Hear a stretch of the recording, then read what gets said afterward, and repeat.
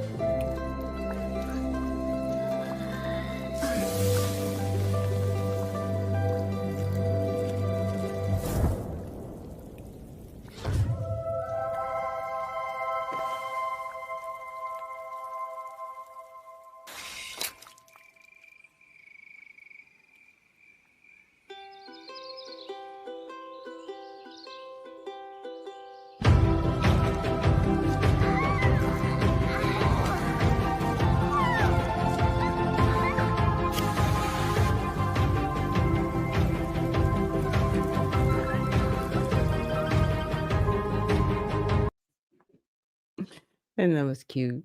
It's never give up. A lot of times it just seems like all is lost, right? What do we do next? And good morning, Patty Cake. She says, Grand Rising founder. Grand Rising to you too. And I really like that video because it just shows the determination and was like, okay, I didn't make it, but there are people that'll probably never see or meet that will because of my efforts. So that's what's making sure we never give up. And I wanted to, start off our show with that because I think a lot of times, just especially in these times that we're having right now, right? Like life is super crazy. And we think the little things that we're doing don't matter, but they matter. They matter. Don't give up. They matter. Somebody is listening. It matters what you do because somebody else is going to benefit from your efforts. And that's what it's all about, right? That's what's important. Because if no one can benefit from what you're doing, then why is it being done? Right? We all have a role to play to benefit one another. The question is, are we going to step out on faith and make that effort? Right? So that's how I wanted to start off the show. So again, everybody, thank you so much for joining me this morning. Now, one of the first videos I want to get into this morning, and today is Women in Wellness Wednesday. So if you would like a mic and you'd like to come on the show, just let me know and I can DM you the link to be here and join me on the show live. You don't have to show your face. We can definitely do it like radio, and you can just share your voice with us and your thoughts for Women in Wellness Wednesday. And I will definitely add on to that, yeah, you know, don't give up. Women out there, if you're trying to maybe be somebody like me, lose weight, right? Because it all happens to us. The hormones are just, when you get over 45, everything it just starts, it's not the same. We'll just, we'll just say that you have to do a little bit extra, a little bit more, maybe not do certain things or make adjustments in your life. Maybe it's a job change. Maybe it's again a health change, and it may not be necessarily for weight loss, right? It may just be a health change because you've noticed that you need to be healthier. It may be a mental health change, right? There are so many things that contribute to our wellness, and we definitely need to make sure that we are always taking advantage of those moments to be well, especially as women, because we do care for others, right? So now again, we're gonna get into our next video, and this is Maxine Waters. And I was really the video, it took me a minute to just kind of digest it, absorb it, of where she was coming from, but I wanted to dissect it just a little bit and share it with you. So here we go. Like men who decided they were going to vote for Trump, many of them think that they have not been able to have the career or the job or the opportunity. A disproportionate number have done time. I've been in jail. I've been in prison. And when they That's a come whole out, systemic thing, right? there is It's nothing all, for them. yeah, but it's all systemic, right? You have Now, Maxine Waters has been in office, I want to say maybe since the 80s, roughly around there. At least 30 years. We'll give it a minimum. I know she's been 30 to 40 years, I would say, because I think she's like in her 70s more so. So she's been in office for a long time. And what really surprises me about a politician like herself is they always point out the problems, but I'm like, you're there. You're actually in the House of Representatives, right? Where you do have a say in what happens, right? For Black Americans. But you act like you can't do anything. Huh? Really? Like, you're like, oh, yeah, and some people have been in prison. Well, why didn't you stop it? Because you were there in 1992. Why didn't you speak against Joe Biden when he wanted to put in a crime bill? Because you were in the office at the same time, and you weren't a Republican. You were a Democrat, and you said nothing. Let that sit for a second. She was there. She was there. And she did nothing to help Black Americans. But you want to blame other people and say it's just racism. Huh? Like, okay, so I'm just here to just point out it's not working anymore. The programming that you have us under, it isn't working anymore. You don't get to just cry racism anymore. You don't, like, randomly, you don't get to do that when you're in office and you can do something about it. Now, you cannot legislate people's feelings, nor their emotions, nor their actions in a sense. But what you can do is you can put policy in place to help the very people that you say are being oppressed. What are you doing for Black Americans since, nobody else is doing anything? But let's finish listening to the rest of the video. men who have been in prison. You have a culture that's not going to hire them because of them in prison. That's right. You've taken steps to like block the bots. That's Right. And all these things. And it's not necessarily like, well, I'm not going to vote because it's not going to work. But you have a whole system, a whole set of systems that need to be undone in order for them to move forward. And the first step is with voting. Well, it's with voting. Now, for those people who think that you can make change by appealing to those who have power, they don't understand power. And so that's why the vote is so important. You win with the vote, not because you're going to convince the haters to be different, to change. That doesn't work. And so I think she just told on herself. You're not going to convince the haters to change. Well, you're part of the haters, man. You're not helping. So what are you doing? Really? So if voting is the only thing that matters, why are there so many roadblocks to get to the people in power to have their ear? Huh? Like she's talking out two sides of her face, but she is telling the truth a little bit. If you listen to her. That's what makes this so horrible. Because why have you been in Congress as long as you have and you've done nothing? And things have gotten worse for Black men, especially. They haven't gotten better. They've gotten worse. But Black men have fought to get around it, just saying, by the sweat of their brow, because that's just who they are. And they're not going to sit around and whine. They're definitely not going to get a whole bunch of debt. Okay. But you're not helping. And you're acting like, oh, if you just vote, that'll make a difference. Ma'am, stop it. Because that's what people have been doing.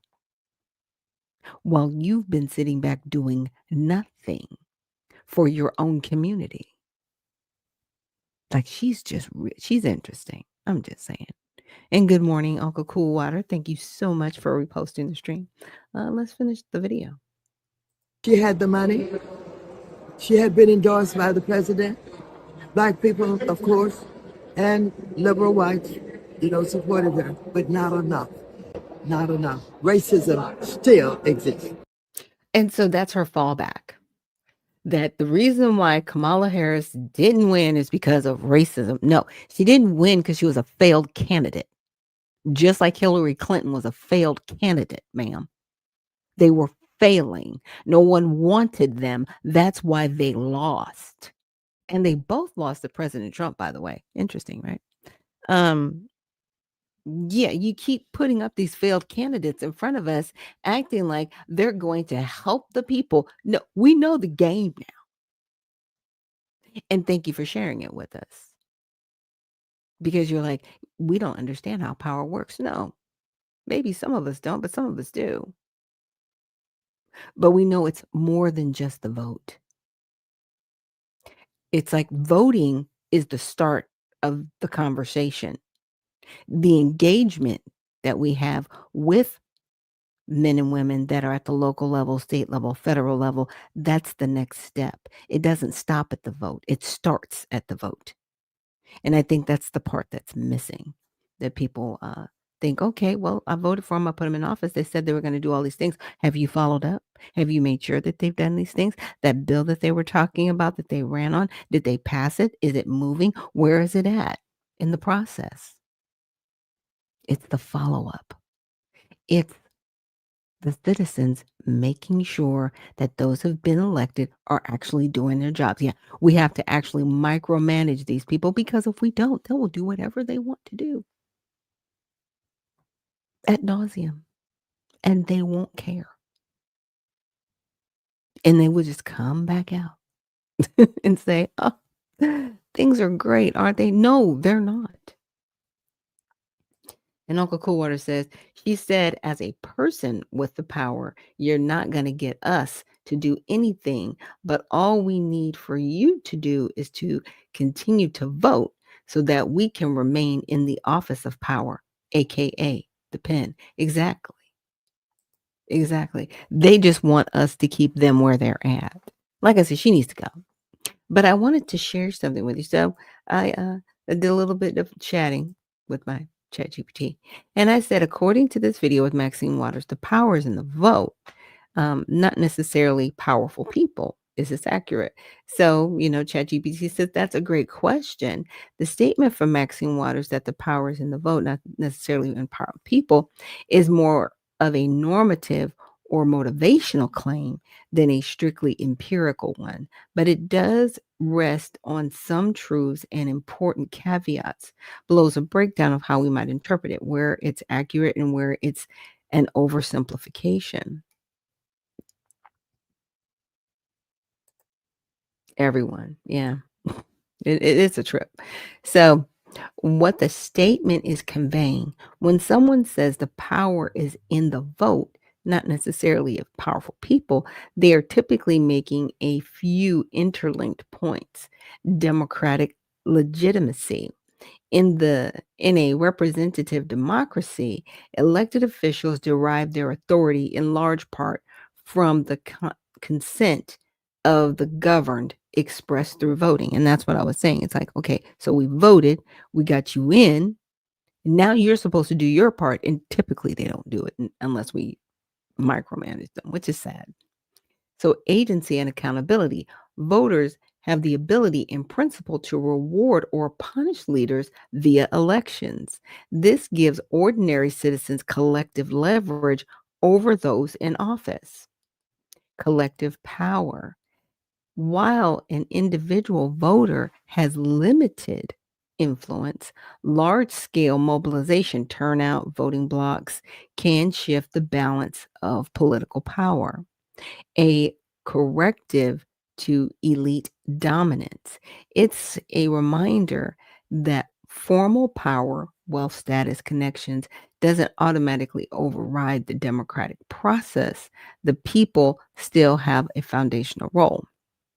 So the statement is less about denying that powerful people exist and more about highlighting the foundational role of the electorate in democracy. So, in what sense is it accurate? So, here's a claim that holds up well. Elections matter. Since voting determines who holds office, it has real consequences for many issues: taxation laws, judicial appointments, and the outcome is contingent on who wins elections. Potential check on power. If citizens consistently turn out and hold representatives accountable. Remember, I was talking about that. It starts with voting them in, but you got to hold them accountable. It can restrain abuses of power. Leaders who ignore public may lose office. Now, here's the thing. She's been ignoring the Black community for decades, but she still gets in. What's up with that? What's up with that? I mean, not everybody here has lived in California. I did, and I've driven through her district in the Los Angeles district, and part of it that she is, you know, voted into because it's a very large county. And Inglewood is trash. And all of the homes that were owned by Black people are no longer owned by Black people. It's predominantly Latino now. Yeah, it all fell apart, and it fell apart on her watch. So, you talk about systemic racism, and it always comes back to racism. No, it doesn't. You haven't done your job. You have not done your job. And the people in 2026 need to vote Maxine Waters out of office.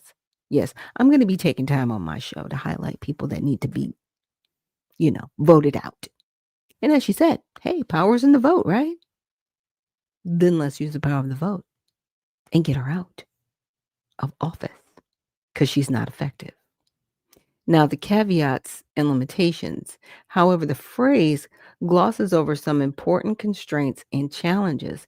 In reality, powerful people and entrenched systems can blunt, distort, or undermine the pure influence of the vote. Some of the major limitations, institutional constraints, even if the electorate votes The institutions in which power is exercised, courts, bureaucracies, regulatory agencies, may limit how much change can happen. Also, constitutional or structural rules may constrain popular majorities. Disparities in influence. Powerful people often have disproportionate access to resources, money, media access, lobby influence, which can shape what opinions voters see or how debates unfold. Now, I would definitely say disparities in influence, especially Ms. Waters, because, it has been known and said that her husband has benefited from her being in office through government contracts, which I think is a conflict of interest. I don't think any family member should ever be able to be granted government contracts as long as someone is in office. So if they are in the House or the Senate, if they're at the federal level, then their um, relatives should not be able to apply for government contracts, least of all win them, period. Because that's, in my opinion, that's double dipping and it's wrong. But, it shows the lack of integrity as well. You don't have any. You never have. And maybe that's why you're in office, because people know that they can use you for what they want. And Patty Cake says she's well funded, so she doesn't need to do her job, right? Has she took the trip to Kiss the Rock? We can check that. I was thinking about that. I was actually thinking about it. Let me ask ChatGPT. Well, let's just ask. Yes, has Maxine Waters approached by APAC?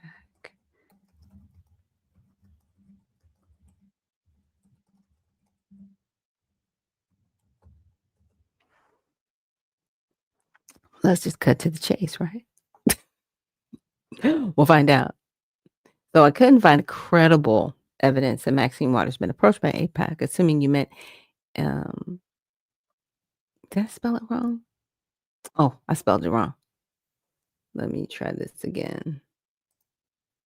I always sometimes spell it wrong. It's AIPAC. There we go. Let's try that again. It might give me the same answer, but we'll see.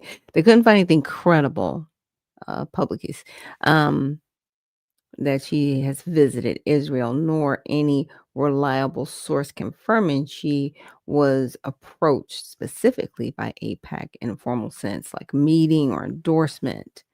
Um, Below are relevant findings and caveats. So APAC connections, political contributions. According to Track APAC, the lobbying and PAC monitoring site, Maxine Waters has a lobby total of about 4,000 attributed to APAC, right? But having a small amount of money from APAC donors being listed, APAC tracking does not necessarily indicate a formal endorsement or majority relationship. It may simply reflect her receiving a contribution from someone who also gives to APAC. Okay. Trips to Israel, APAC via the educational nonprofit arm has organized trips to Israel for members of Congress. They've found no record or listing of Maxine Waters among the delegates to a recent APAC or Israel visit. See, found no record. Okay. Waters has made public statements related to Israel and Gaza, including calling for ceasefires and humanitarian aid, but no credible source confirmed what this does not prove. The absence of evidence in sources I checked doesn't guarantee she's never been approached by AIPAC or never visited Israel. It means there's no substantiated public document case. Okay. So there's no reliable evidence that she's gone to Kiss the Rock, but that's not saying that she did. So who are her biggest donors? Okay. Oops. Sorry for the misspelling. donors. Did I spell that right? ORS. Oh, I got responses. Okay. You guys know I like doing this on the air because it's just me. Like a lot of people, they're like calling people like, hey, so and so, can you pull this up for me? Can you do that? I don't have that. It's just me. Oh, and did I read this? I don't think I read this. And Uncle Coldwater says every candidate should present a progress report at the midpoint of the year and at the end of the year, and the people should demand these progress reports. Now, there's something that's kind of like the progress report with govtrack.org, and you can look at their congressional record, but it really doesn't give you the full outcome. And what I mean by that is it's not going to, like if you go to congress.gov, it's not going to track if they did a town hall, right, in their district. It's not going to count the phone call interchanges that were made, like if somebody showed up at their office petitioning for, a particular piece of legislation, and if they took that legislation on and how far it went. Like you don't see that part of it. And then with GovTrack, you can see, like with Open Secrets, who gives them money. You can see certain things, but you can't see everything, right? That's kind of like the drawback of GovTrack. Let me see if I can pull it up. I'll go here just to show it, right? So we can look up Maxine Waters. But would it be good, to see, like, what are you involved in? Like, what have you done? And to your point, Unc, just to see their progress, right? Like, what have you actually done in office since you keep asking for a vote to send you back to the Hill, right? And Unc says, but if they come before the people when they're running for the position, they should come before the people with the proof, with the right, with the report if they win. Don't get all political with us once you win, right? Exactly. So here's the thing. So it's like, okay, so she's been in 43rd Congressional District. She has served since January 3rd, 2013.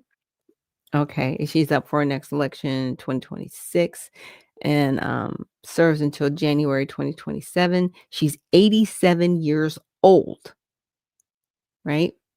Now, she was previously the representative for California's 35th district, congressional districts as a Democrat from 1993 to 2012, and a representative for California's 29th congressional district as a Democrat from 1991 to 1992.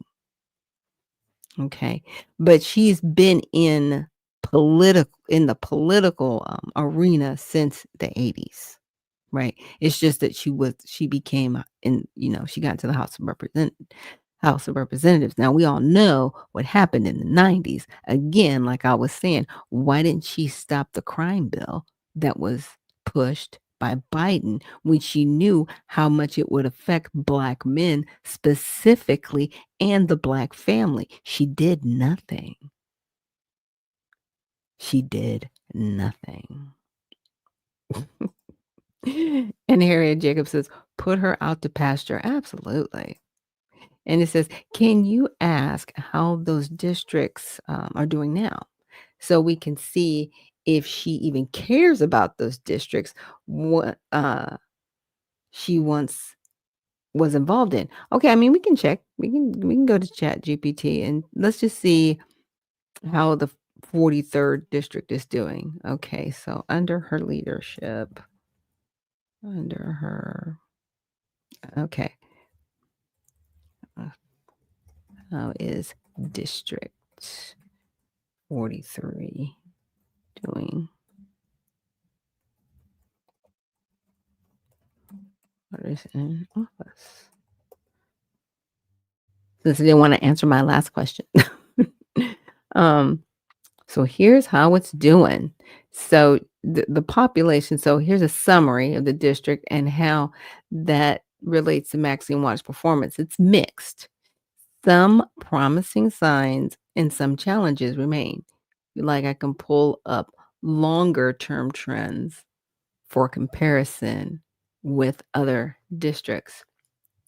So population is over 500,000. Now that's just in her district. You got to remember, I want to say the county of California.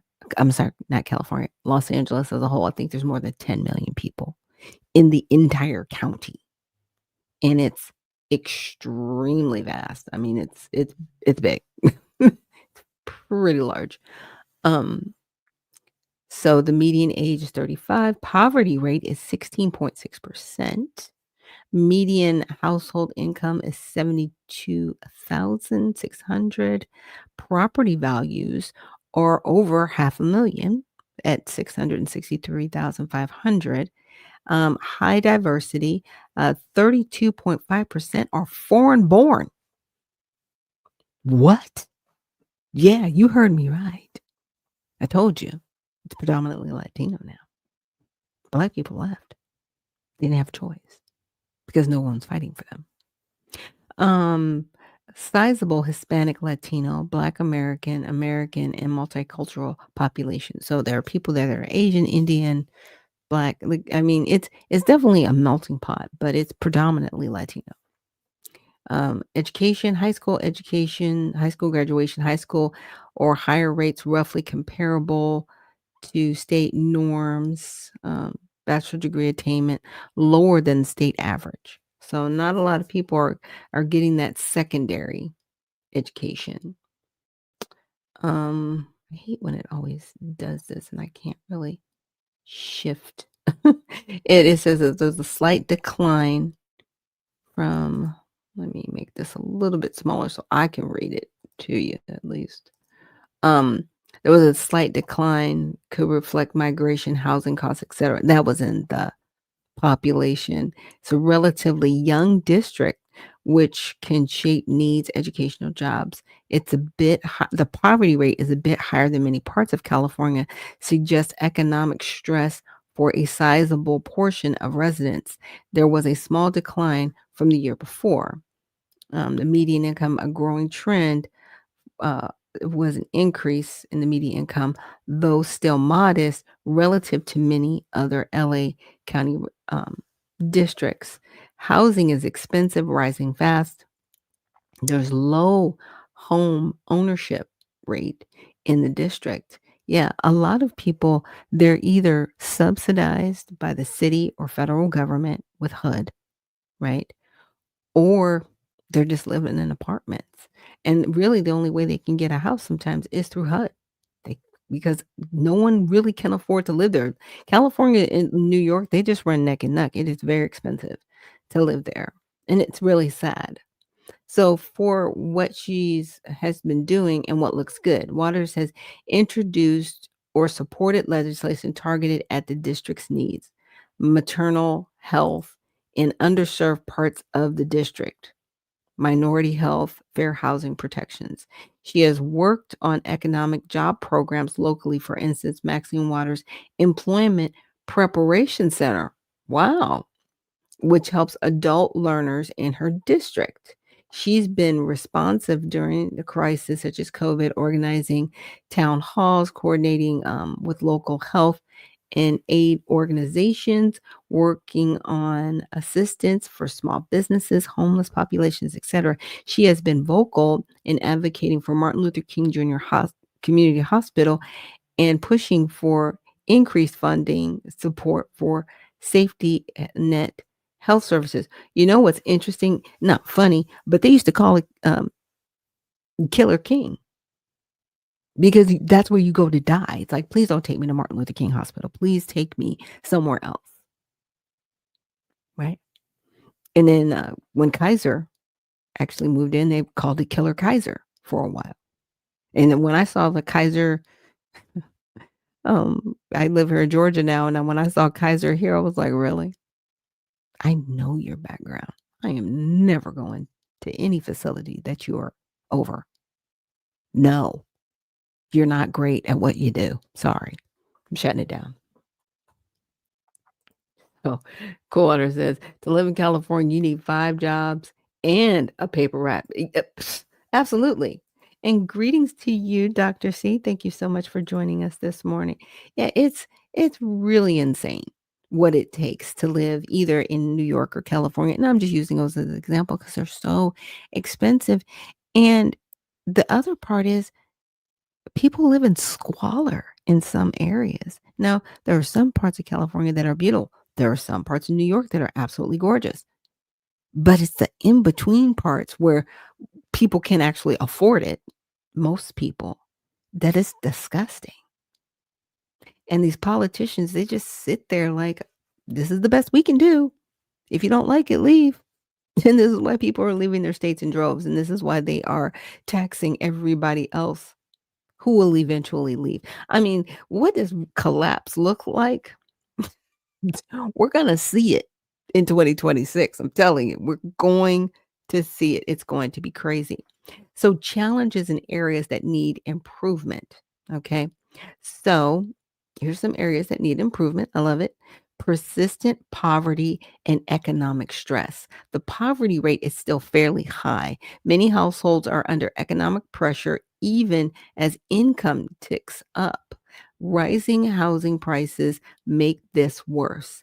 Housing affordability and home ownership, with property values rising but home ownership low, many are likely renters facing high cost burdens. Also, probable displacement pressures. So, yeah, people are facing homelessness because they can't save any money to buy a house because they have to spend so much money on where they're living at now. And there was I don't want to call it a business model, but here in Georgia, they had an apartment complex. I didn't move there. I thought about moving there, where they took a portion of your rent and they put it pretty much like in a savings account. So whenever you got ready to move, or even if you were looking to buy a house, you could use that money that was in that savings, like a bank account, and you could use that for moving expenses. You could use it for a down payment on a house or maybe another apartment that you wanted to live into. And I was like, that's actually a decent business model and makes a lot of sense, especially for renters. And that's my opinion. That should be done more. It's not, because I think they want people just to be habitual renters and really never own anything. But it's a good business model. We should all try it. And Sincerely Lawless, thank you so much for joining us here this morning. So, education and attainment gaps. Lower rates of bachelor degree attainment suggest that many residents may face barriers to higher paying jobs that require more education. But here's what happens. So if your friends get in, you'll get in. And really in California, it is truly about who you know, because even myself, once I got degreed, it was very difficult for me to find a job. It shouldn't have been. Paralegal, had my master's degree, should not have been an issue. Should not have been an issue. It was an issue. Trust me. I lived it. It was horrible. Even here in Georgia, still horrible. Demographic challenges. Large immigrant foreign born sector. Multilingual household, etc., mean that some services, health, education, civic engagement, have to address cultural language access barriers. Now, that's funny, because if you were to go to California and say you apply for aid like SNAP benefits or cash aid benefits, the paperwork is like 2 pages that you have to fill out, but there's like 8 pages front and back with the same information in like 30 different languages. So it's not barriers. They're extremely accommodating in California for people who do not speak the language. They're extremely accommodating for people who are foreign born in California. That's why it's in such a mess right now. California is not America anymore. It's weird. It's just really weird. And public opinion. There's some data showing low favorability in certain polls. For example, Rousman report poll found that 28% of California voters have a favorable view of waters in one instance. She's at 28%. She's like below 45%. That's bad. That's bad. Like, if she gets into office next year, I'll be like, yeah, it's rigged. Period. It's rigged. People are just voting down ballot to vote down ballot. Like, seriously? And there have been some people to run against her. I don't know what happens to them. And some of them are Democrats, some of them are Republicans. But the Democrats, you'll see like maybe one or two commercials from them, and then you just don't see them again. I'm like, are these people being paid off to just not run against her? Like, what are we doing? Political engagement. So California 43 is a strongly Democratic solid D. So many elections aren't close that can reduce electoral pressure to change. Constituents may feel their choices are limited. It also means expectations for performance may be higher. So overall, on balance, things are moderately positive. Waters has used her position to push for policies aligned with district needs, especially around health, equity, social services, and safety net support. So we're not talking about, making business owners. We're not talking about people coming out of poverty. We're not talking about, making sure people get out. We're just trying to do things that are like a treatment instead of a cure. When I hear like the health, equality, all to me, that's just a treatment. It's not a cure. It's not a cure for poverty. Like, these people can get out of poverty, but you would rather keep them there so you have a voting block. Sad. So there is visible improvement in incomes and some economic indicators. Yeah, but it's very slight, my opinion. But the persistent issues of poverty, housing costs, educational gaps, and exposure to systemic inequities mean many constituents still face substantial challenges. Still, people aren't being given the opportunity to start businesses. And those that are, right? Those that are, they make sure they stay close to the Black community because that's where they're going to get the money. Yeah. But see, a lot of Black Americans have moved out of Los Angeles and they are in like more Riverside, Corona, Del Mar area. And so where, they were in the pocket of most Black Americans, those Black Americans left. And with that, they left with their incomes, they left with their businesses, right? There's a lot of Black business ownership in Los Angeles. It's gone. It's gone now. But it's been replaced by a different demographic, right? And it always begs the question for me, it's like, was that on purpose or did it just happen? It's definitely on purpose. But you never really look at, Maxine, why haven't you put something in place for those who are formerly incarcerated to let them know that they can vote again? What are you doing to get people pardoned at the state level so that they know, right, that they can vote again? What are you doing? Because I never hear you helping Black men, but you get mad when they don't vote for the Democratic Party. Y'all are weird. You're really a strange party. How dare you vote for Trump?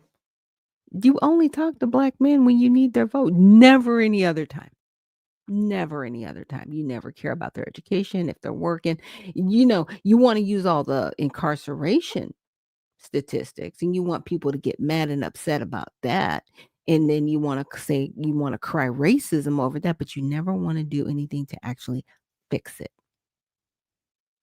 Again, you want treatment. You don't want a cure. You're just weird. And with that, we're going to take a quick break. And when we come back, we're going to get into, some more news. We might get over to, what do you call it? All Sides. Check to see what's happening out there.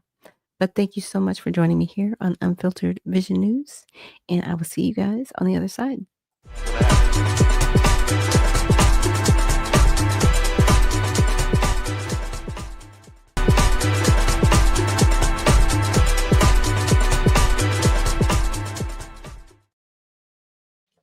And we are back. Thank you so much for joining me here on Unfiltered Vision News, bringing you the news unfiltered Monday through Friday, 7 to 9 a.m. Eastern. My name is Dr. Ashaki Noni Nichols, and I will be your host.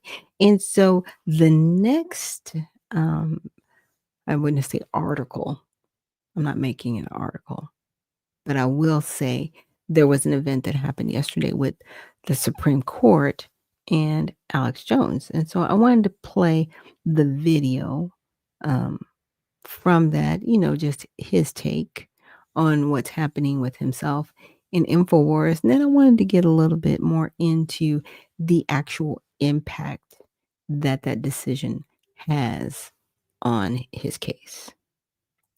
About an hour and a half ago, the Supreme Court of the United States, at the third hurdle, when the justices themselves looked at our appeal that's 100% cut and dry, bulletproof, just on its face, everything that was done to myself in InfoWars is kangaroo court to an absurdist level. You think it was like dark comedy, like Dr. Strangelove or something. I mean, it's like the court scenes from Idiocracy. Just absolute insane fraud. And then everything that came out of it, and total proofs, the Justice Department funding it, running it all. And the Supreme Court, yeah, you know what? We're just going to let that stand, that judges can default you, find you liable, then have a show trial produced by HBO, and then demand billions of dollars that never existed. But that's okay, because in the court of public opinion, they have been completely convicted. Now, what happened to Mike Lindell recently, just in the last few weeks? Oh, same headline. Same headlines. Judge finds Mike Lindell guilty for billions. Judge finds him. Oh, because the judge just said it's obvious you're guilty. Not, oh, you didn't give us discovery. That's what they did with me and made that up. No, you're just guilty. Look at this. Judge rules Lindell defame voting machine company. Isn't that interesting? Judge rules Mike Lindell defame voting machine company for $1.5 billion. Well. No, pause it right there. Now, yesterday we went over an article that actually said that there was a conservative that just bought Dominion and renamed it and said they had to drop all the lawsuits out there. So I don't know. Is that lawsuit part of the ones that might be dropped? We'll have to see. We'll have to see what happens with that. And then the judge says you're guilty for $1.5 billion, and the jury goes, $1.5 billion. Where have I seen that before? I know someone that they did the same thing to. And then it wasn't enough for the literal thoroughbred ambulance chasers. They said to their puppet judge, we want 2.67 trillion. The GDP of India, the most populous country in the world.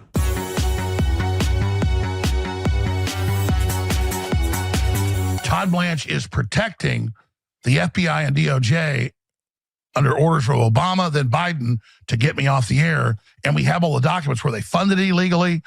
We have all the proof. We sued them. We deposed them. I spent millions deposing them all, getting all their emails, top law firms. And then the Justice Department gets the information, and Ed Martin goes after him and says, preserve your records. I want to talk to you. And then Todd Blanche comes in and says, I'll fire you, Ed Martin. Shut this son of a bitch down right now. Ed Martin needs to be the Deputy Attorney General. And he didn't say that. Okay, I have other DOJ sources that tell me what goes on, but this is the reality. And could they do that? I mean, because in the end, I don't think you should use government to make your friends rich or give them special favors. But if you can't deliver justice to people who are on your side, you're not doing it right. And that's really dispiriting and a little weird. But I got really upset right for the show because I had a lot of distractions, a lot of things going on, just a lot happening.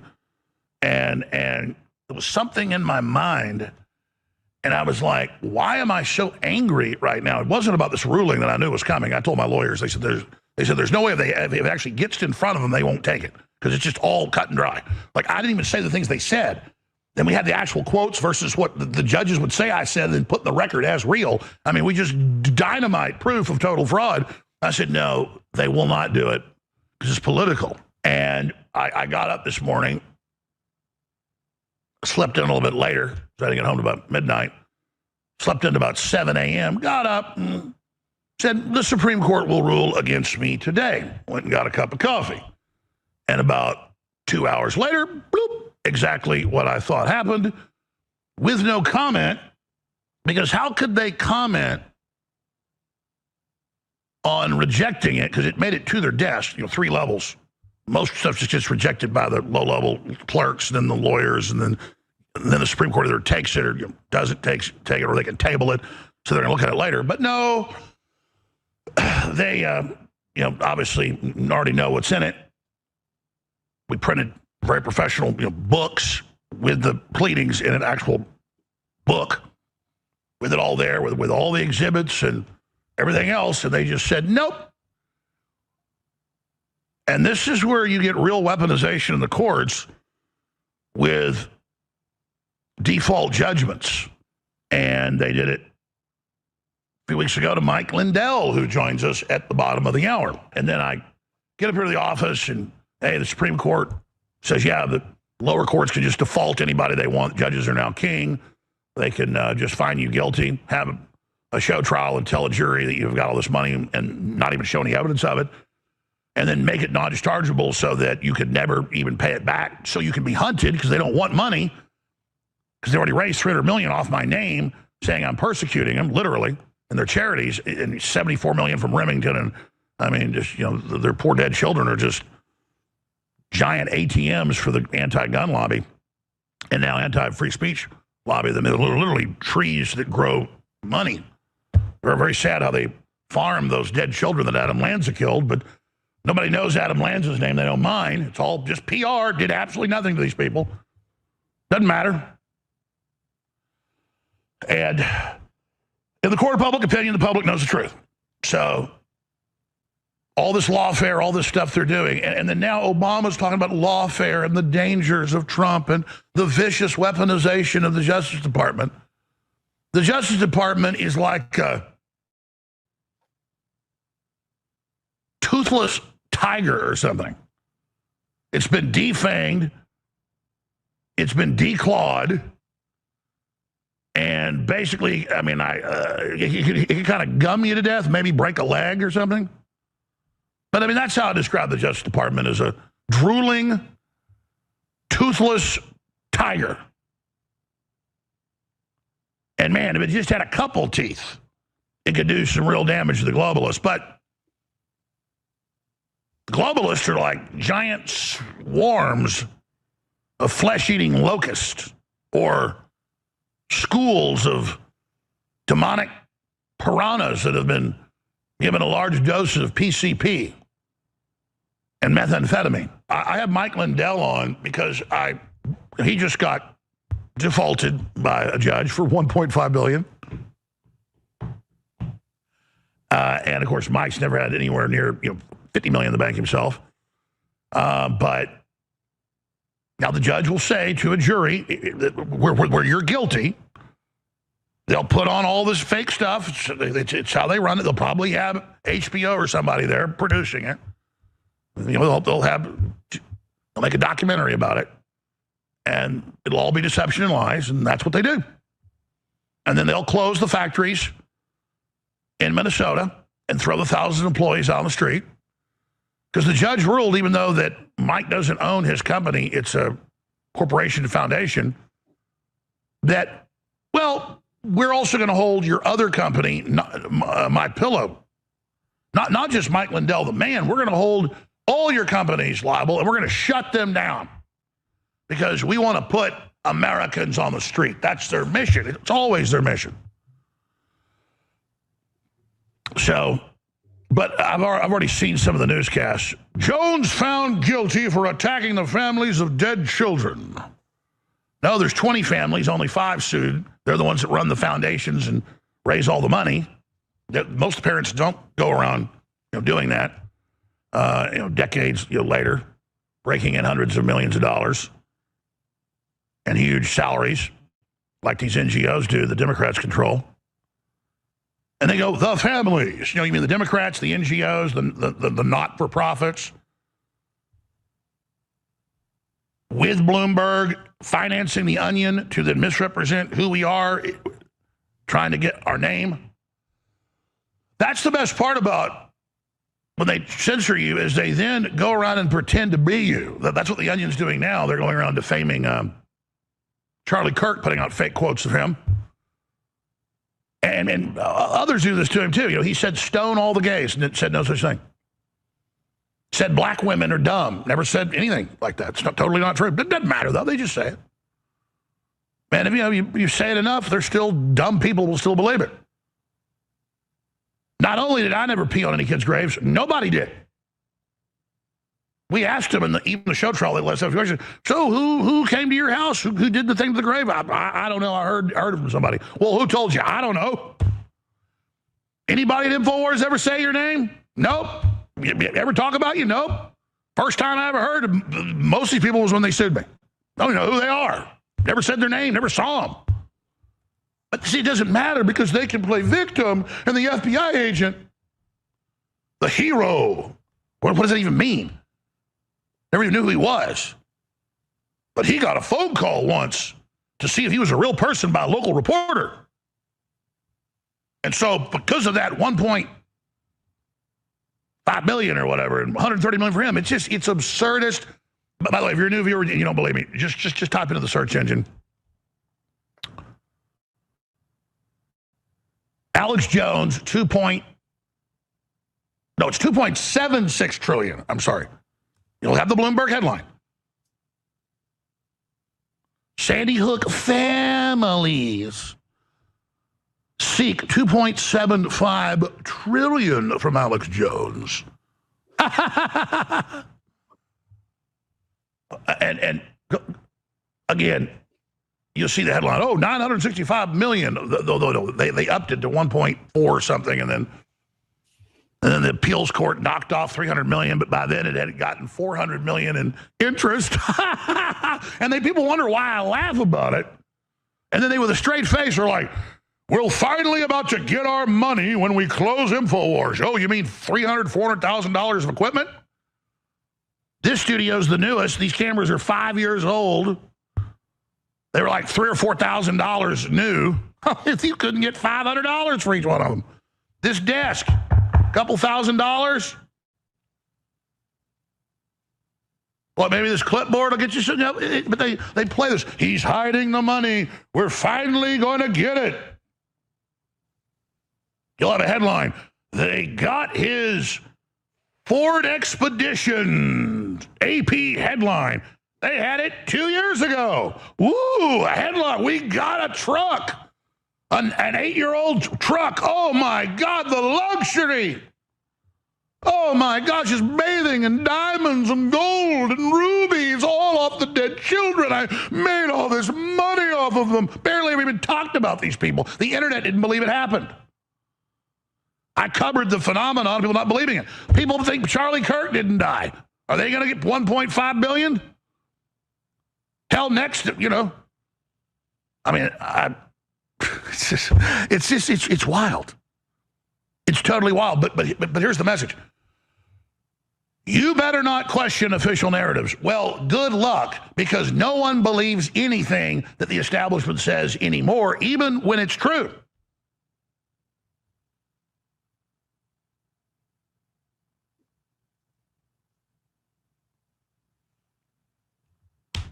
It's all about torturing me. It's all about harassing me.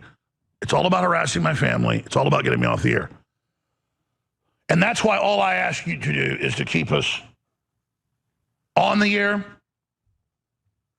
When they come very soon, they got the receiver, was already here last week, and shut these doors.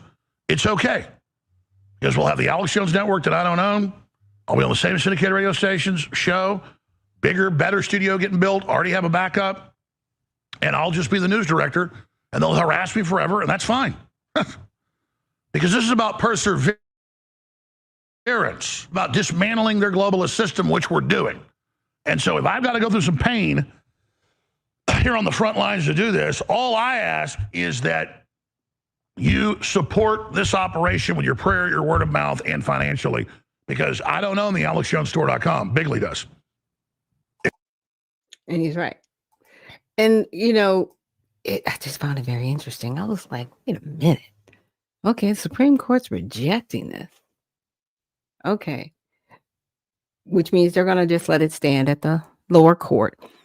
Because had they taken it, and this is just my opinion, it would have set a precedent across the country that would have to be abided by. The reason why attorneys use case law is to, improve the betterment of their case, whether they win or lose, right? They use it as basically, they call it empirical evidence, or saying, hey, this was done before. That's how you get the whole case law thing.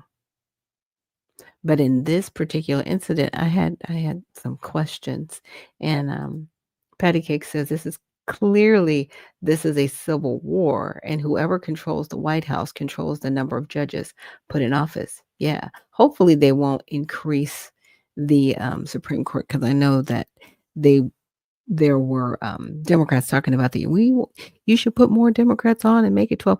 Okay. Putting more people on the Supreme Court is going to help you. You got to remember, they're at the bottom of the food chain. It's the legislative branch, the executive branch, then the judicial branch. Their job is basically to be a referee, right? When a case gets to the point where it's on their desk, it's like, okay, this is a big deal.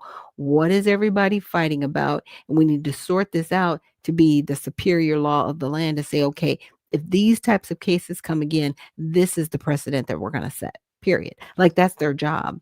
But it has become judicial lawfare because you've got a lot of these lower courts that are basically circuit court judges. They're not even federal, state judges or federal judges at the lower level below the Supreme Court. They're just acting out.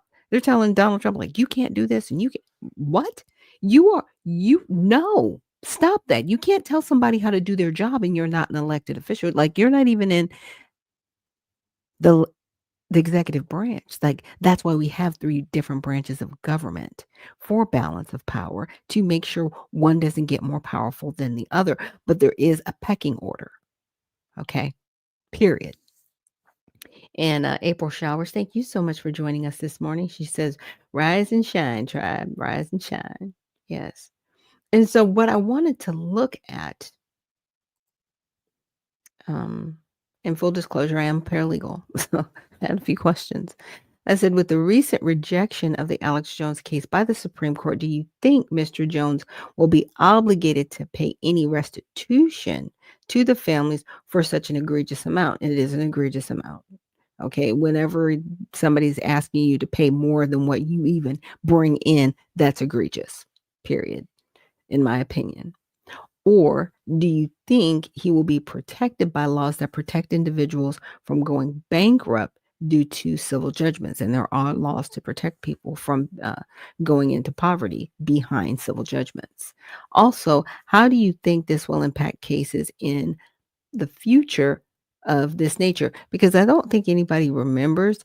Do you guys remember the Giuliani case that happened, and the black women from Georgia, and they sued for some ridiculous money? It was like $50 million or whatever. Did we ever find out if they got paid? They got the judgment, but did they ever get the money? That's the question. Just because you get the judgment, does that necessarily equal you getting any of the money? And that's what my question is. And that's what I was trying to figure out with ChatGPT. And it says what the recent Supreme Court decision means. The Supreme Court's refusal to take up Jones' appeal means $1.4 billion defamation judgment from Sandy Hook family stands. Means, okay, it's standing. They were like, we're leaving this alone. You guys basically fight it out. That's it. That said, standing on paper, is the only first step. The plaintiffs must enforce the judgment, i.e., collect against Jones and his assets. So the question becomes, can Jones be forced to pay? And to what degree will existing protections or limitations block or limit that? So bankruptcy, discharge exceptions, and non-dischargeable debts. So one of the key legal barriers or non-barriers is how the bankruptcy code treats debts arising from defamation or willful misconduct. In general, a person or entity can use bankruptcy to discharge many ordinary debts, e.g., credit card, debt, personal loans under Chapter 7, or reorganized under Chapter 11. But the bankruptcy code has exemptions that prevent certain debts from being discharged. And remember, he was saying in his rant that they made it undischargeable, so he can't discharge it.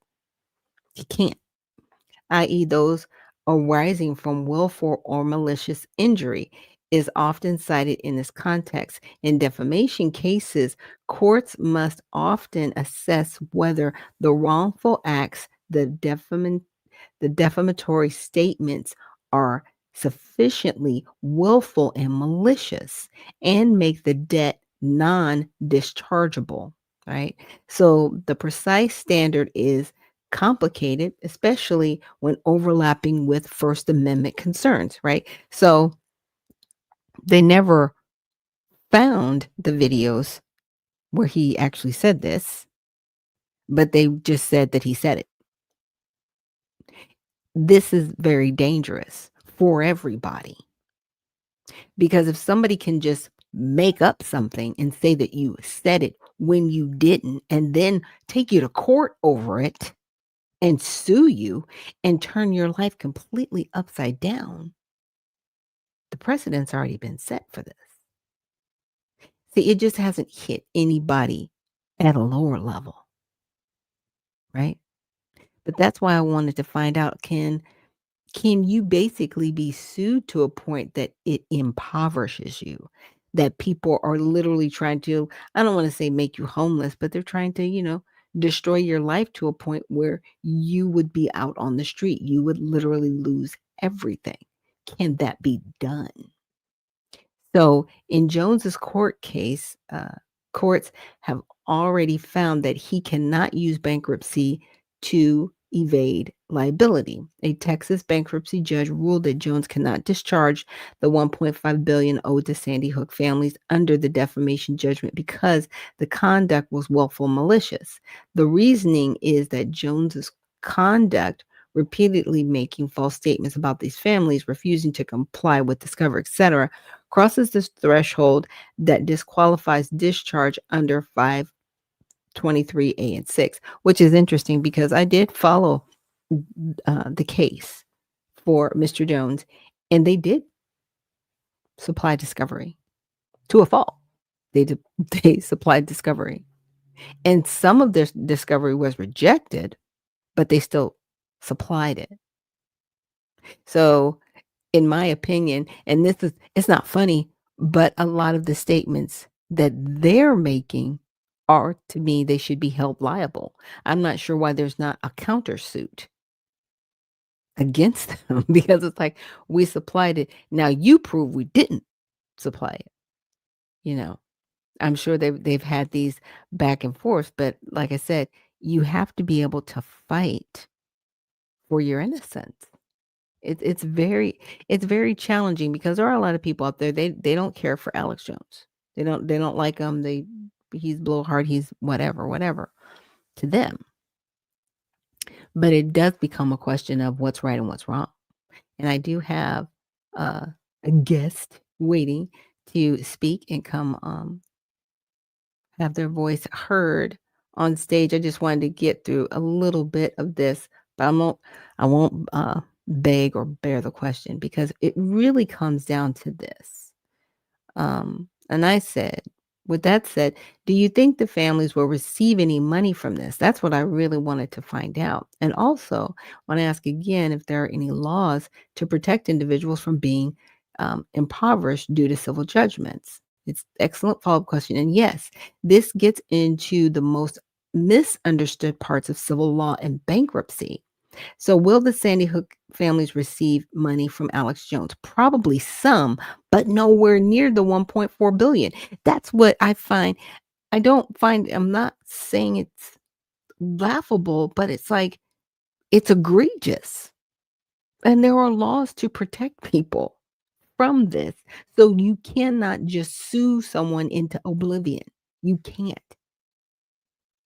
It might change their life, but there still are protections for people who are sued on a civil matter that you cannot impoverish them through civil suit.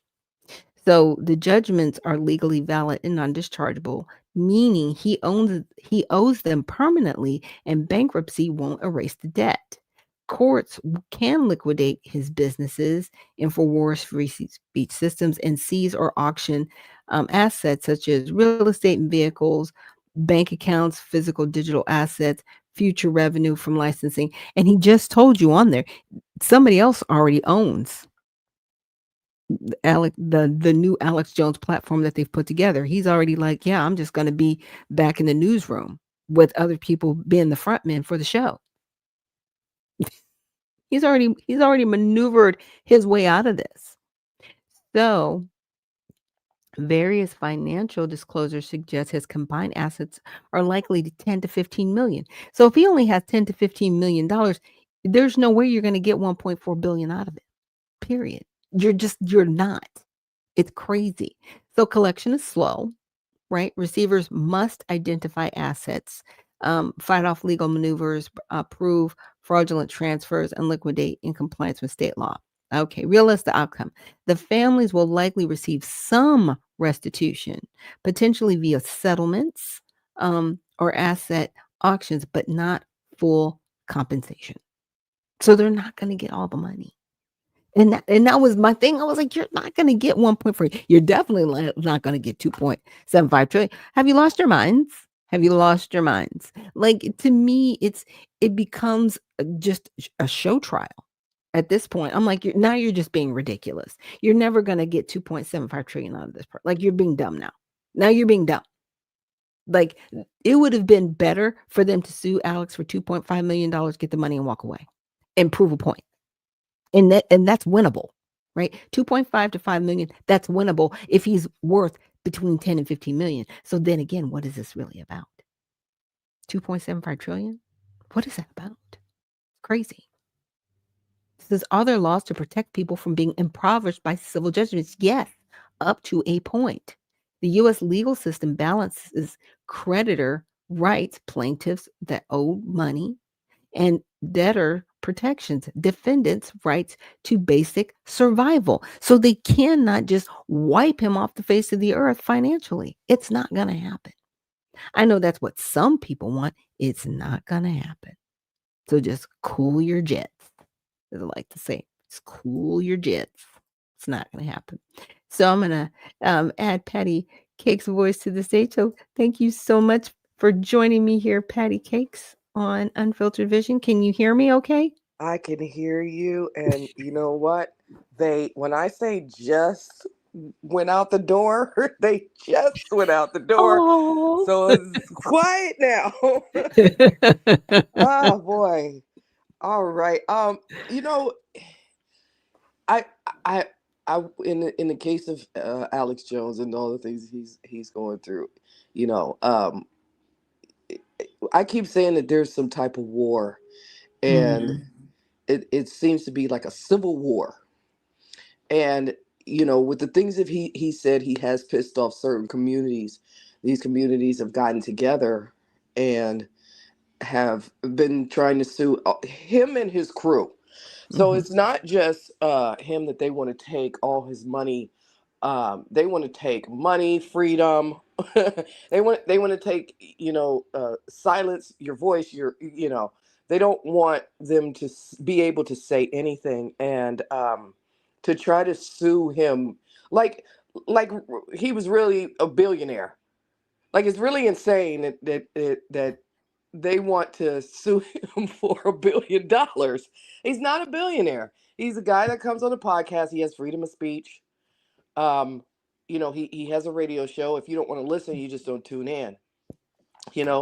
But I don't know, as an American, some of the stuff that I see out here, and I'm not saying that he's a perfect or good guy or whatever, but because we have this First Amendment and he has a platform and he has people that watch him on his platform, you don't like what he says, you go to sue him for defamation for $1 billion.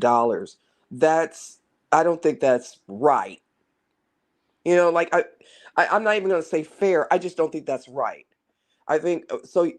You're suing somebody for using their First Amendment right. Basically, that's how I see it. Maybe it's more complicated than that. It could Yeah. be, but Yeah. if we look at it, is this what we're really, is this really what it is? Can you now be sued for your First Amendment right and pay money because you're using your First Amendment right? Yeah. So I don't know. Those are questions that I have. Yeah, and that's the scary part, and that's what he keeps bringing up. And you know what's interesting? Since this whole thing has been going on, I have not been able to find the actual footage of where he defamed these families. No one has the footage. Now, don't you think if there was a clip out there, I don't care what it is, right? Whether, you know how sometimes you get people on a hot mic, that kind of clip, or just in passing, whatever, you would think it would have gotten billions of views by now, right? And it would just be on the internet running, you know what I'm saying? On time, 24 hours a day. You've never seen it. Have you seen it? I haven't. But I that's what I they're think suing him what over. he said or apparently was the Sandy Hook's incident was a hoax. Now, if you only take that and you're only suing for that without listening to The in context of it. right what Right. he's saying, and you say, oh, you're doing that, so I'm going to sue you for that. Mhm.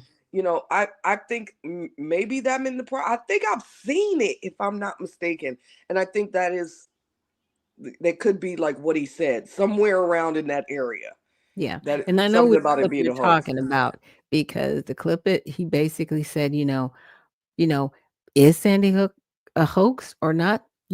We have the right to ask questions if it is or not. We don't know." And that's what he said. That's pretty much what they're Okay. hanging their hat on for and I might be paraphrasing it, but that's pretty much what he said. He didn't say, "Nope, none of these people are real," but you know what was interesting? There were several hundred videos floating around that time that were placing the children that they said, "Oh, these were the children that this happened to allegedly, and here they are at the Super Bowl," and because I watched those videos, and I was like, "But you didn't go after those people. Why didn't you go after them?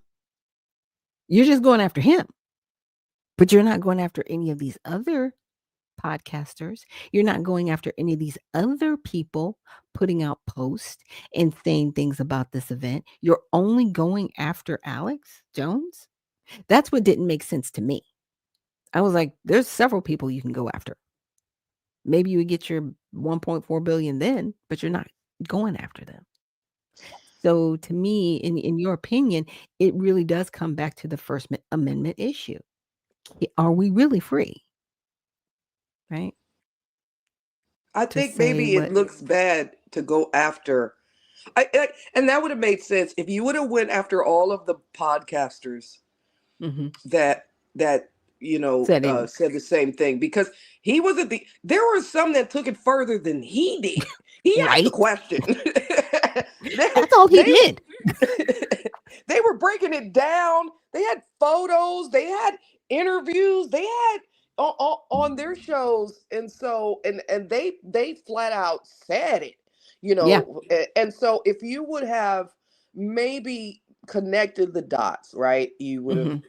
you would have had him, you would have had all of those other podcasters all together suing for $1 billion, blah blah blah blah blah. Maybe that would have worked, but I say that I think that I put in chat about who's in charge. The person in Yeah. charge, the president in charge that gets to put the judges in that decides these factors and who your case goes to, it matters. If our Yeah. votes really matter. I remember when Trump came into office and they were like, he put so many judges on the bench for Hmm. his first term. It was unheard of. It was unprecedented. It was just, wild and crazy. But the other presidents that came and that put, so what president, I mean, which president was in office that gave this judge that's over Alex's case, who granted him his judgmentship? Who? Yeah. Right. All of that stuff Right. matters. It does, because Obama, he took out over like 275 judges. People forget that. He came into office and fired everyone, Wow. everybody. Okay. And then reappointed people. Yeah. Donald Trump did like 50, not even close to 100 judges. Obama did over 270. Look it up. Wow. Look it up. But nobody talks about that. Nobody talks about that because it was the way he did it. You got to remember, he is an attorney, Obama. Right. You know what I'm saying? He was slick about it. And he was in the Senate too, so he knew how to do it. He did it pretty much, I don't want to say like a dead of night thing, but he did it. Nobody said anything because they were like, oh, yeah. Because, I think everybody was still on that high. Oh, my gosh, we have a black man in office and he's going to do all these wonderful things. He was setting up the stage for Defense of Marriage Act to be protected, for a lot of these LGBTQ policies that we see in place that actually circumvent the law. He did that. Because I know a lot of people are like, how is he able, how do we get here? How do we get here? Because of that. That's how.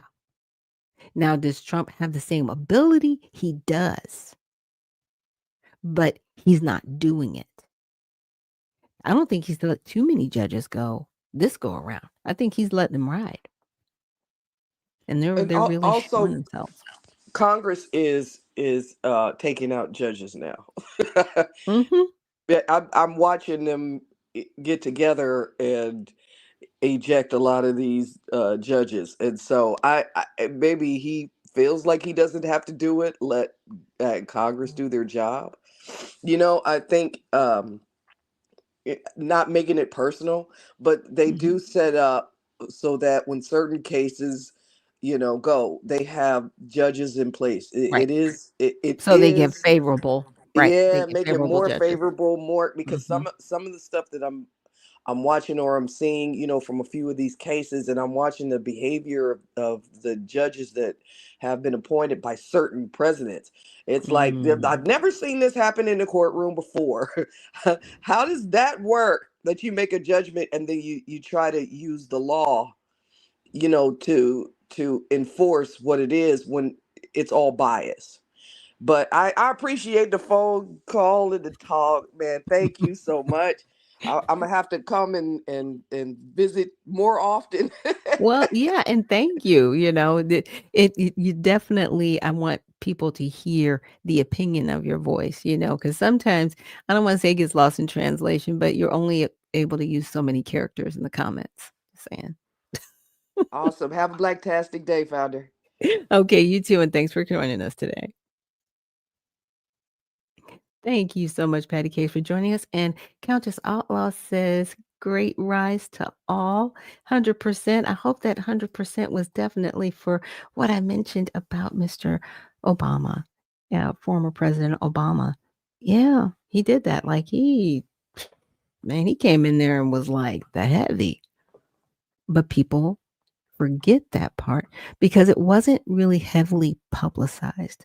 So unless you were paying attention to when they were going through all of their appointments and different changes, because he did have something similar to Doge that we have now to make things more efficient. There was a website that you could follow and track where he was cutting spending and actually cutting different departments. And he laid a lot of people off, and a lot of people forget that part because, again, they were on this high of, oh, now we have a Black president, everything's going to be perfect. No, nothing's ever perfect. I mean, the job of being the president does not come necessarily with instructions. You really have to care about this country, and you really have to have the stamina, right? To go forward because, they always say, like, why do presidents age so much? Some of the information that they get, they can't disclose to the general public, but yet they have to come out before us and speak to us without saying everything that they've seen. That is high levels of stress that it can put on any human being, right? And that's why some people's hair turned white while they were in office. I mean, it even happened to Obama, and like he was coloring. And then he just stopped. He tapped out. And I could tell, I was like, he was just like, you know what? I'm just gonna go gray. I'm old enough. I'm good. But yeah, I know a brother was coloring for a minute. But I wanted to get back to the questions that I had asked ChatGPT, and what I had asked was, it said, "Would you like me to show state by state example table of what assets are protected under civil judgment law?" Right? And so I said, yeah. So here's a clear breakdown of state by state civil judgment protections used in Texas, Florida, and Connecticut, the states most relevant to Alex Jones's case, since his businesses were based in Texas, but the Sandy Hook families were in Connecticut, right? This shows how each balances creditor rights, collecting judgments, or debtor protections, preventing um, destitution. So for the homestead exemption, so looking at Texas, the precaution rule, unlimited value protection for a primary residence up to 10 acres or 100 acres if it's rural. So example effect, a multi-million-dollar home cannot be seized to satisfy most civil judgments. Jones could theoretically keep his house if it's his homestead. So he can't be forced to sell his home for this judgment. So he will have a place to live. That's the type of stuff that I'm talking about. It's like you're not going to sue this person into poverty. You can't do that. We have laws to protect people, even if they've done you wrong, even if you want to go after them civilly. O.J. Simpson went through the same thing. You cannot destroy somebody's life through civil action. Right? You can come after the wallet, and O.J. Simpson is here. You can come after the wallet, but you can't take everything.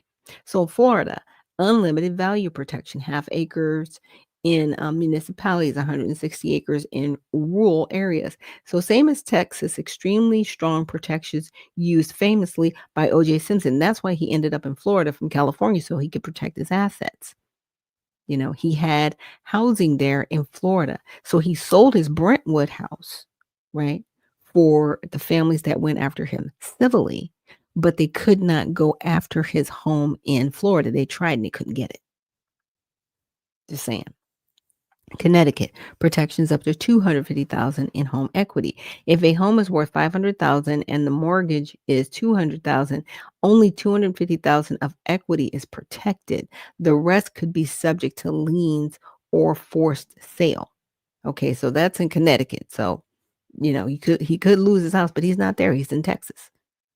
Okay. Vehicle protection. In Texas, one vehicle per licensed household member, no strict dollar limit. Jones could keep one personal car and one for each dependent or spouse. He's got 4 kids. You know what I mean? Like, so some of this stuff, I'm like, you're not going to destroy this man. Like, I need you to calm down. This 2.57 trillion is silly and it's ridiculous. But this is what they want to do. This is how they want to play the game. I think it's egregious. I don't think they should even be moving forward with it. I think there should be a limit. But here's the thing. In my opinion, the Supreme Court didn't take this case because this is messy. This is messy. And they did not want to get involved in it because then they would have to come back, like I said, because it would set a precedent for the whole country. And this is messy. This is messy. We need to get these judges off of the courts that have a personal vendetta against individuals. I don't care who they are. Your personal feelings should not be involved in the courtroom. You are a judge.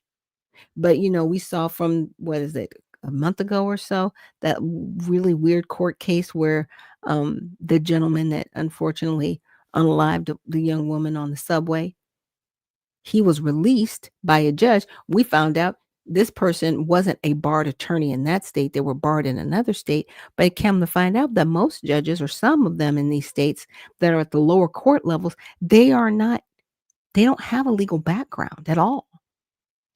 Some judgeships are elected positions, and some are appointed, where they're not even elected by the people in the area. They're just appointed by people that they know that are already in certain positions. Like, it's disgusting. You should at least have to have a legal background to be a judge. Yes. Because you can destroy somebody's life, not misapplying the law. Yes, you can destroy somebody's life. And that's what shouldn't be done. It's very crazy.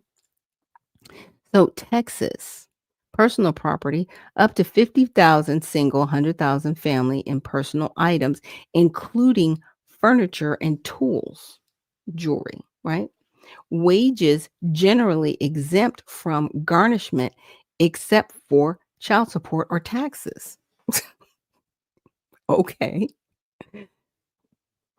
What? Like, what? They can't get anything from him. It's like trying to get blood from a turnip. This is not going to go well for you.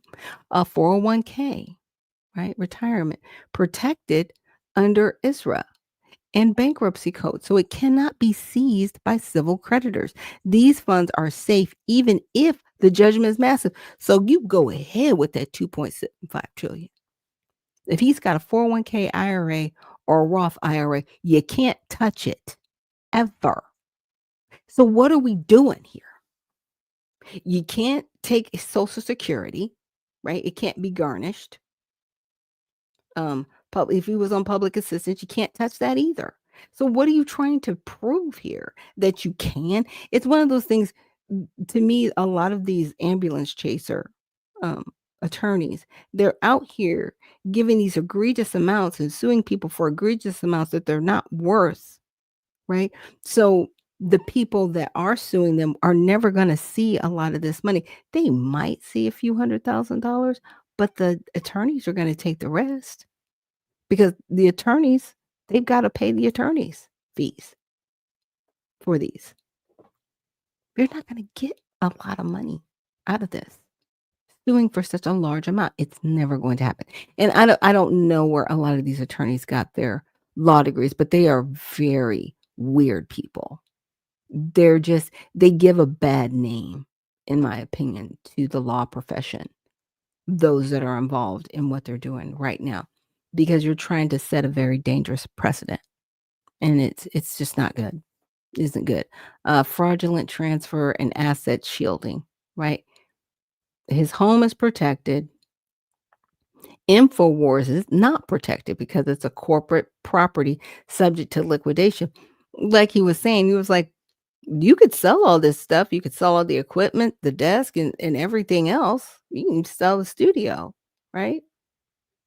You might get $100,000, maybe, if you're lucky.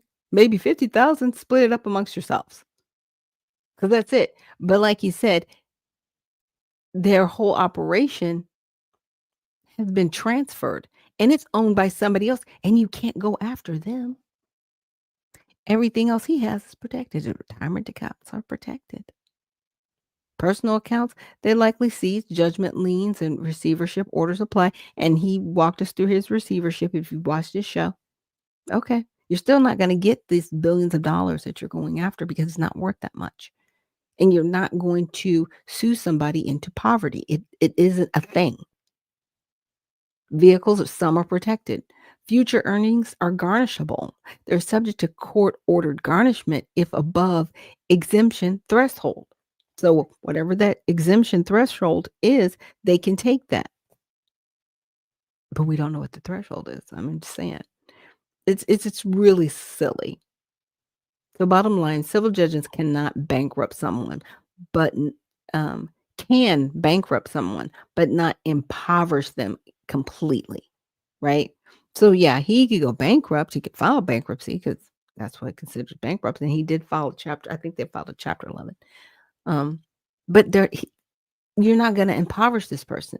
Every state protects some portion of property, wages, and retirement to preserve a minimum standard of living.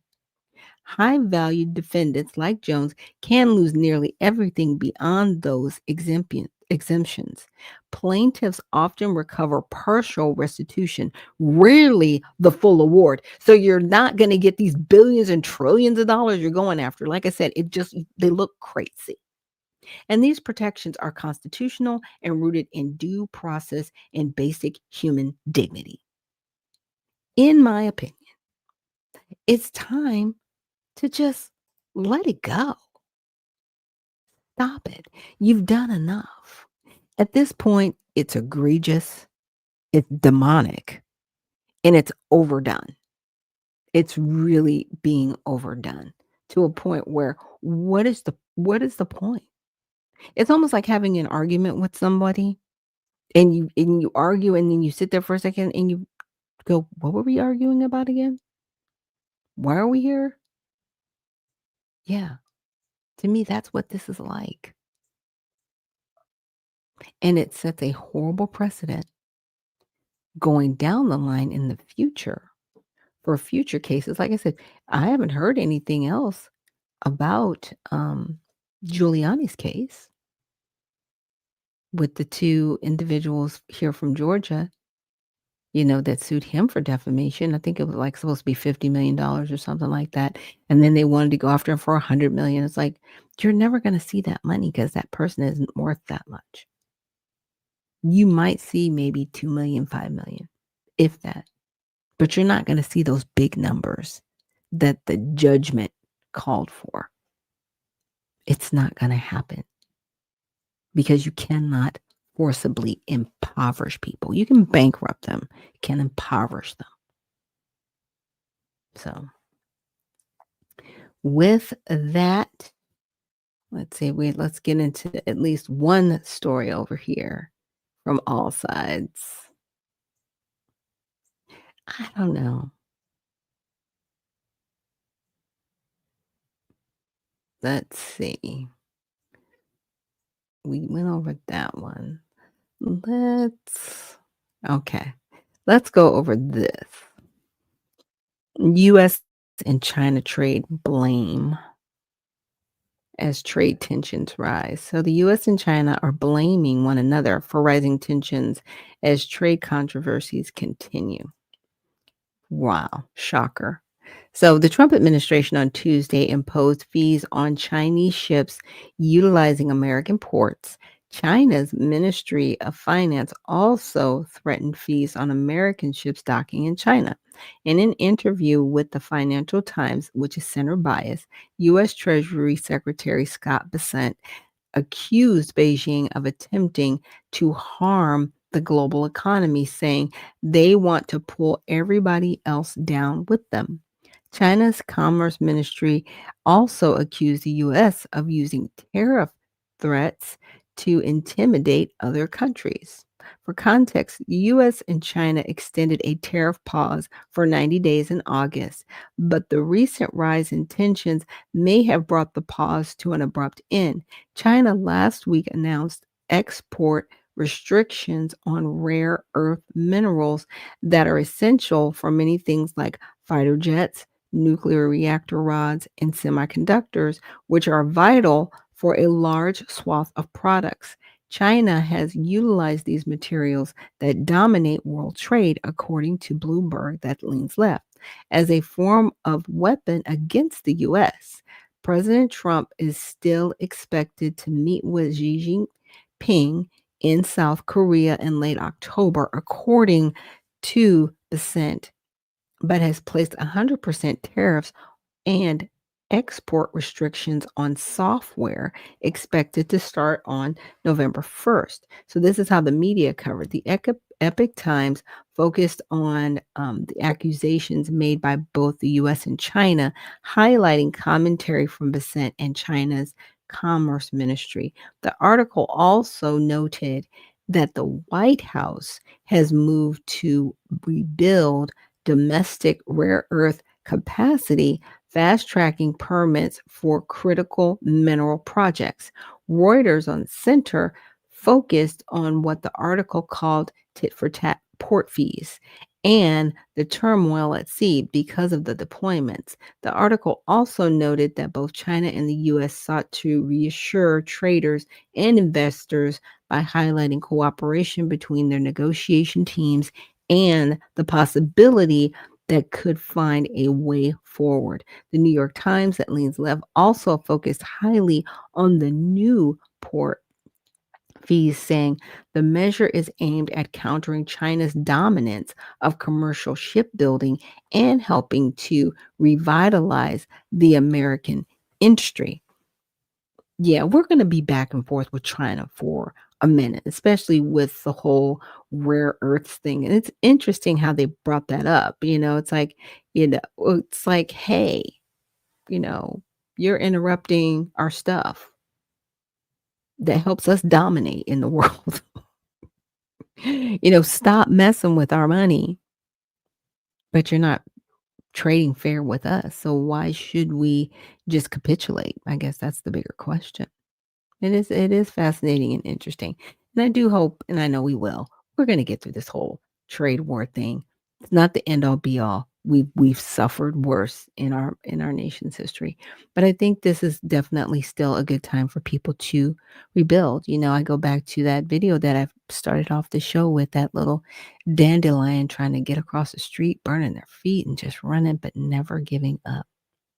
And then when it's flowers became the little pods and actually hit the grass where the water was so they could flourish. That's what we're trying to get to as a country. With the stuff going on with Alex Jones, with other things happening, in our federal government with the trade, that's what we're trying to do. Our feet, it's a little bit hot under our feet, but we're trying to do the best we can to push forward so that our children and our grandchildren and the people that we never meet do better. And Mark from the Soil, thank you so much for joining us and reposting the stream. So with that, we're going to end it here. And remember, stay well, stay focused, and stay unfiltered. We'll see you in the next one.